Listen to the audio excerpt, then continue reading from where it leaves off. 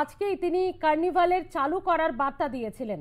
তার কারণ হচ্ছে যেভাবে ডুমুরজলা স্টেডিয়ামে এই ফেস্টিভ্যালকে ঘিরে উত্তেজনা, মুখ্যমন্ত্রী বলেছেন 2-5 জনের জন্য, বেশ কিছু সমস্যার জন্য গোটা একটা কার্নিভাল বন্ধ হয়ে যেতে পারে না। এতে এলাকার মানুষের হতাশা বাড়বে, তারাই বিষয়টিকে অন্যভাবে নেবেন। কি বলেছেন শুনবো। না, কার্নিভাল হবে। আমি পুলিশকে সকালে ইনস্ট্রাকশন দিয়ে দিয়েছি। ওটা পুজো ওই কার্নিভাল কমিটি বন্ধ করেছিল কালকে 8টার সময়। ওটা বন্ধ করার কোনো কারণ ছিল না।